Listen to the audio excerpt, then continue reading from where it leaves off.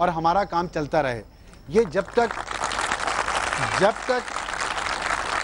देखिए, इसमें तालियां बजाने से क्या फर्क पड़ेगा? वहाँ माएँ जब रोती हैं स्क्रीन पे आके, बहनें रोती हैं, बच्चे रोते हैं, तो दुख होता है। मुझे तो दुख इस बात पर है कि जो लोग अपनी झोली फैला के वोट लेते हैं आवाम से जाके, वो इतने संग दिल हैं, उनके दिल इतने पत्थर के हो चुके हैं कि वो उन माओं का रोना नहीं सुनते। कराची में रोजाना इतनी लाशें गिर रही हैं और वो सब स्पॉन्सर कर रहे हैं, सब लोग शामिल हैं, पीपल्स पार्टी, ANP, MQM इसमें शामिल है। उनकी जब तक नीयत साफ नहीं होगी, कराची का मसला हल नहीं हो सकता। शाहिद सैयद साहब, नीयत की बात अब आ गई है, नीयत के साथ साथ इकदामात भी होंगे। ये जो अबसार साहब ने कहा, पाकिस्तान की आवाम भी ये समझते हैं, इतने बेखबर नहीं है, सियासी मुदाखलत है, सियासी जमातों की भत्ताखोरों के पीछे उनकी सपोर्ट है, ये आप तस्लीम करते हैं या नहीं करते? मैं बिल्कुल नहीं करता, और साथ में ये ज़रूर कहता हूँ कि यहाँ पे भत्ताखोरी 20 साल से 25 साल से है। Land mafia, drug mafia, weapon mafia, मगर सबका एक होता है, उसका ये सबका बुराइयों का बाप है टप्पा माफिया, जो टप्पे लगा के इलेक्शन जीत जाता है। और फिर यहाँ पे करप्शन माफिया। लेकिन मैं कहता हूँ, एक बंदे ने बोला कि मैंने हिंदुस्तान में जाके 100 मीटर या 20 मीटर का चिल्लांग लगाया था, और दूसरे बंदे ने कहा कि भाई ये छोड़ो, ये मैदान है, ये गज है, अब छलांग मारो, पता चल जाएगा। मैं जो बार बार 3 साल से 2 साल से बोल के फौज आ जाए या कोई ऐसा इदारा आ जाए, क्योंकि मैं फौज का एजेंट नहीं हूँ, हमारी पार्टी ने हमेशा फौज की हुक्मरानी कभी नहीं मानी, लेकिन मैं फौज सिर्फ स्वार्थ और बुनियादी चाहता हूँ कि ये जो मुझ पर इल्ज़ाम आ रहा है कि ANP का झंडा अगर मिस यूज़ हो रहा है, तो इसका मतलब है कि मेरे घर में कोई चूहा मुर्दार हुआ है, वो बदबू कर रहा है। अगर फौज आके या कोई और बंदा आके मेरे घर से वो चूहा निकालेगा तो मुझे तो खुशी होगी, मेरे घर से बदबू निकल जाएगा। अगर कहीं मेरे मिस यूज झंडा हो रहा है, उसको निकाल दे तो मुझे खुशी है, ये बादशाहान की पार्टी साफ हो जाएगी। लेकिन मुझ पर अगर सिर्फ इल्ज़ाम आ जाए कि ANP का भी है, तो ये वो कमज़ोर पॉलिसी है जो सबको गालियां दे के, ताकि कोई वापस जवाब न दे।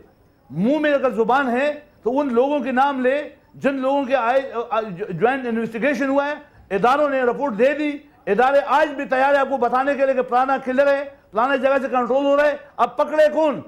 वजीर दाखिला रहमान मलिक है, अपनी पार्टियों से क्यों खुद भी तो आइडेंटिफाई कर सकते हैं शाहिद सैयद साहब, खुद भी आइडेंटिफाई करने के अपनी पार्टियों के अंदर। बात सुनो, आइडेंटिफाई करना नहीं है, पकड़ना चाहिए। आइडेंटिफाई क्या होगा? आइडेंटिफाई करोगे तो सुबह तुम्हारी लाश मिल जाएगी, इससे बेहतर नहीं कि उसको पकड़ के दे दे, पकड़ के दे दे, इब्तिदा तो करे। अवामी नेशनल पार्टी आपने मुझे ये रहमान मलिक का कलमदान उसके पास फिर क्यों है? फिर मुझे बनाओ ना, मैं देता हूं आपको। इख्तियारात नहीं लोगे और मैं लोग पकड़ के ला दूं? मुझे आपने समझा क्या सारी चीज है? गेम ही असल में जो है वो इख्तियार की है, सारी गेम ही इख्तियार की है शाहिद सैयद साहब। बहरहाल एक छोटी सी ब्रेक ले रही हूँ, ब्रेक के साथ अगर मसला सियासी है तो सियासी तौर पे हल हो सकता है। अगर फौज को बुलाने की बात की जा रही है तो क्यों बात की जा रही है? एक छोटी सी ब्रेक, मिलते हैं ब्रेक के बाद।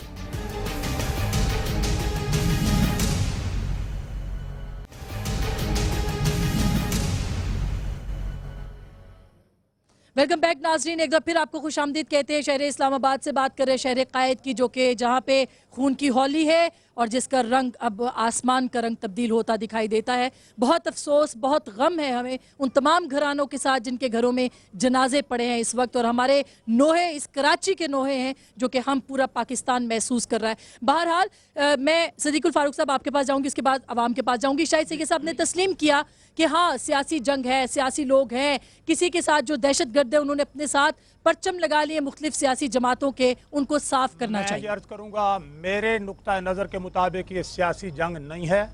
दो चीज़ें हैं, एक वहाँ ये बदमाश हैं लुटेरे, और दूसरा वहाँ गैर मुल्की ताकतें इन लुटेरों के ज़रिए काम कर रही हैं। और ग्रैंड जो एक प्लान है उसमें पाकिस्तान को तोड़ना है। ये मैंने बहुत पढ़ा है, मैं इस वक्त तो बहुत सी बातें नहीं करूँगा। इख्तियारात की बात बिल्कुल ठीक है, लेकिन इख्तियारात का इस्तेमाल फ़ौज का जो मुतालबा है, मैं समझता हूँ ये कुछ लोग नादानी में कर रहे हैं और कुछ लोग जो हैं वो ख़ास मंसूबे के तहत कर रहे हैं। फ़ौज इस वक्त फाटा और इस इलाके में 1.5 लाख फंसी हुई है। फ़ौज आप बलूचिस्तान में देख लें, फ़ौज मशरकी बार्डर पर है, फ़ौज को कराची में भेज दें, फिर दुश्मन जो है वो बार्डर पर फ़ौजें ले आए और 4 जगह फ़ौज तकसीम हो जाए, क्या करेगी? मैं ये समझता हूँ इसके मुकाबले में कि अगर रेंजर्स भी और क्या नाम है उसका FC इनकी बेहतरीन क़यादत जो है वो भेजी जाए। तो फिर पुलिस का महकमा तो खत्म हो जाना चाहिए। पुलिस का तो शर्मिला फारूकी ने कहा, मेरे पास भी हकायक मौजूद हैं कि जिन लोगों ने अपना 95 के ऑपरेशन में हिस्सा लिया, चुन चुन कर एक एक SHO को, एक एक सब इंस्पेक्टर को, एक एक ASI को मार दिया गया। किन्होंने मारा ये सबको पता है। मैं अब ये अर्ज करूंगा कि इन लोगों को, अपना कंस्टेबलरी को, रेंजर्स को नई क़यादत के साथ भेजा जाए और बड़ी तादाद में भेजा जाए, और वो जो लिस्टें हैं जो इंटेलिजेंस एजेंसीज ने दे रखी हैं उन सब लोगों को उठा लिया जाए, और ये जो मुख्तलिफ सेक्टर्स में इसका हल हो सकता है। अभी यही हल है, ये इंतजामी हल है। बरतानिया के अंदर जो राइट्स हुए, बरतानिया में क्या हुआ? बरतानिया के वज़ीर आज़म ने कहा जीरो टॉलरेंस। उन्होंने सवाल नहीं पैदा होता, ये बरतानिया के खिलाफ जंग है, हम बर्दाश्त नहीं करेंगे। सारी पार्टियां इकट्ठी हुई, अदालतें जो हैं वो 24 घंटे चल रही हैं, टीवी पर लोग देख रहे हैं, पकड़ पकड़ के सजाएं मिल रही हैं। आप देखेंगे मसला हल होगा। यहाँ भी यही है, यहाँ भी यही है। ये तो नीयत की बात है ना, जिसकी शायद सैयद साहब ने बात की थी। हमारे सदर वजीर आजम अभी तक कराची नहीं गए हैं। कैबिनेट बरतानिया की वापस अपने मुल्क आ गई, वजीर आजम आ गया, उसने कहा हालात जब तक ठीक नहीं होंगे छुट्टियां सारी कैंसिल कर दी गई। हमारे यहाँ क्या हो रहा है? सदर वजीर आजम कराची घुसे तक नहीं है, कैबिनेट को इस्लामाबाद बुला लिया जाता है। उस ग्रैंड गेम का हिस्सा है जो इस वक्त कराची, जो पाकिस्तान है, वहां इस दहशतगर्दी के खत्म करने में प्रैक्टिकल स्टेप्स नहीं ले रहे। ये उस ग्रैंड गेम का हिस्सा है। ठीक है। अच्छा अफजार साहब, इसका जवाब जो मैंने सवाल पूछा मैं शर्मिला से ले लूं अगर आपकी इजाजत हो, क्योंकि ये जवाब आपको ही शर्मिला देना है कि संजीदगी का आलम तो आपकी हुकूमत से शुरू होना चाहिए था। क्या संजीदगी है आपके यहाँ? कोई संजीदगी नजर नहीं आ रही। देखिए अस्मा साहिबा, संजीदगी तो शायद कभी भी आप लोगों को नज़र नहीं आएगी। ज़ाहिरी बात है कि हर चीज़ को स्कैंडलाइज करके दिखाना ज़्यादा बेहतर तरीके से बिकता है। लेकिन एक चीज़ मैं ज़रूर कहना चाहूँगी, जहाँ मैंने बात करी कि पुलिस पोलिटिसाइज है, वहाँ पर एक फेयर फैक्टर की मैंने बात करी। और अभी सिद्दीकुर फारूक साहब ने बात करी कि बरतानिया में अदालतें जो हैं 24 घंटे चल रही हैं और सज़ाएँ आ रही हैं। देखिए कराची में करते हैं लोगों को, लेकिन जब हम पकड़ के अदालत के हवाले करते हैं तो वहाँ से या तो उनकी ज़मानतें हो जाती हैं या वो कहते हैं कि जी ये सबूत काफ़ी नहीं है, उनको छोड़ दिया जाता है। ठीक है, प्रोसिक्यूशन में वीकनेसेस हैं, मैं मानती हूँ, लेकिन अदालतों को भी यहाँ पर प्रोएक्टिव अप्रोच रखनी पड़ेगी। देखें, सज़ाएं देना मेरा, आपका, या हुकूमत वज़ीर दाखिला या वफाकी वज़ीर दाखिला का काम नहीं है, अदालतों का काम है। दुनिया भर में सज़ा और जज़ा का तयन अदालतें करती हैं।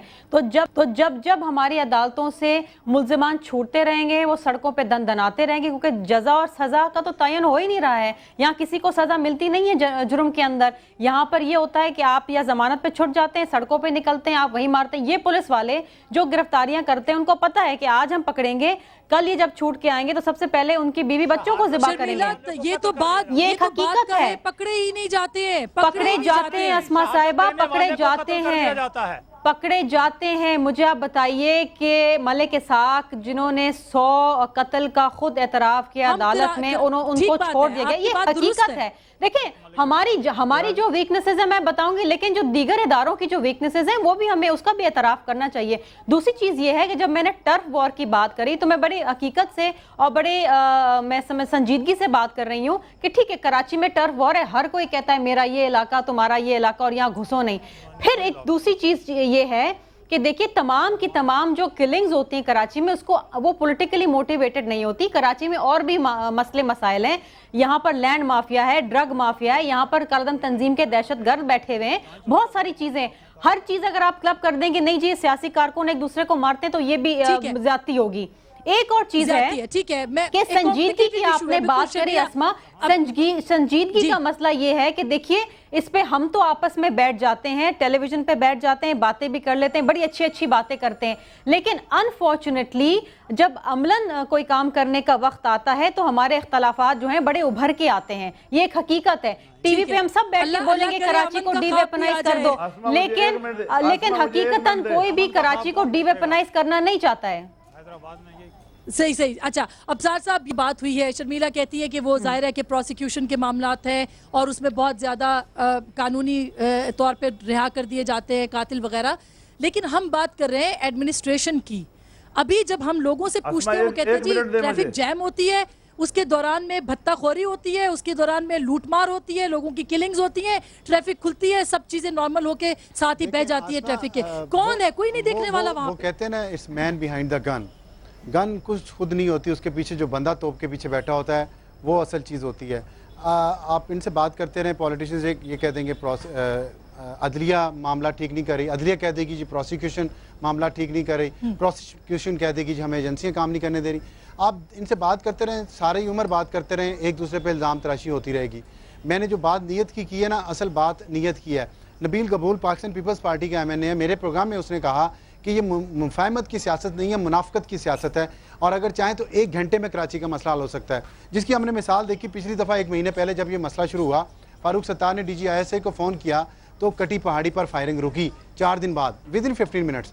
तो नीयत हो ना अगर, तो ये जो रेंजर्स हैं FCS के बगैर भी काम हो सकता है।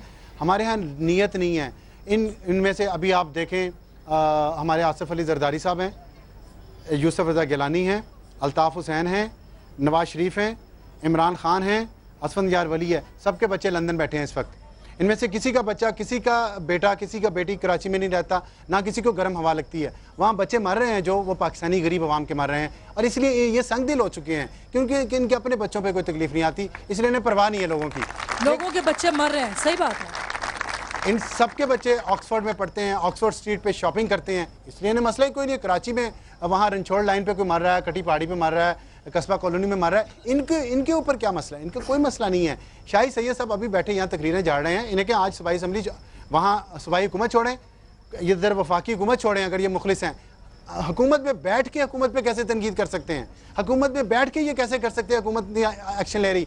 हुकूमत की जिम्मेदारी है। अगर कराची में 60 बंदे एक दिन में मर गए हैं, किसी एक ड्रोन हमले में, पाकिस्तान में 60 बंदे आज तक मरे हैं।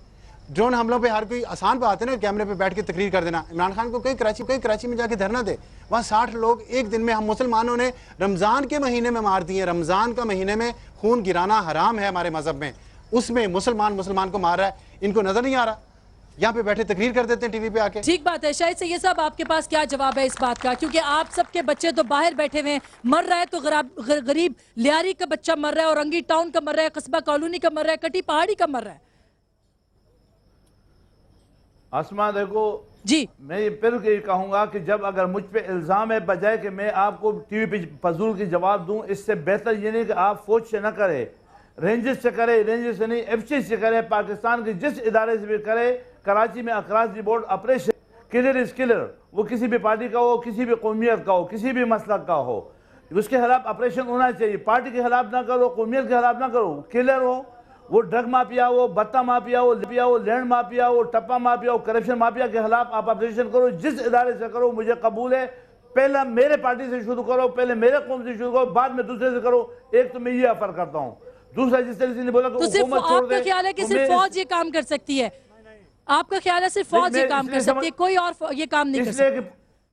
नहीं, मैं ये बोलता हूँ कि पुलिस फेल हो गई, लिहाजा अगर पुलिस फेल है तो फिर किसी और सूबे से पुलिस मंगाओ, FC को बुलाओ, रेंजर्स को इख्तियार दो, मगर अदालत भी लगाओ। फेल हुई है सबसे पहले हुकूमत की फेलियर तो माने। अबसार साहब भी यही कह रहे हैं, हुकूमत तो फेल हुई है ना। वहाँ पे जो हुकूमत में है, सुनो, अच्छा जब तक हुकूमत की बात है तो जवाब सुने। इनका दिया हुआ तोहफा जो इंतहा पसंदी है, हम उसको निपट रहे हैं। कल भी मस्जिद में जमरूद में 55 आदमी शहीद हो गए। पहले जो दिए हुए तोहफे, पहले उसको संभालूं। अगर कराची का मसला हो तो खुदा गवाह है, मैं आज हुकूमत छोड़ने को तैयार हूँ। मुझे कोई वजारत ज़रूरत नहीं है कराची में। हमारी जो मजबूरी है वो इंतहा पसंदी, जो स्वात में बुनेर में हमारे 25 लाख IDPs हो गए, हमारे 40,000 बच्चे कैमों पे पैदा हो गए, और आज जो इंतहा पसंदी, हमारे मस्जिद सेफ नहीं है, हमारी दरगाहें सेफ नहीं है, हमारी माएँ सेफ नहीं है, हमारी बेटियाँ सेफ नहीं है। पख्तून के रिवाज के मुताबिक कराची की शायद से ये सब कराची का मसला हम सब जानते हैं। खैबर पख्तूनख्वा के मसले को, कराची के मसले के क्या आपकी हुकूमत, आपकी पार्टी हुकूमत से निकल सकती है कि हाँ हम वजारतें छोड़ते, अपनी सारी चीजें छोड़ते, पहले आप कराची में अमन करें?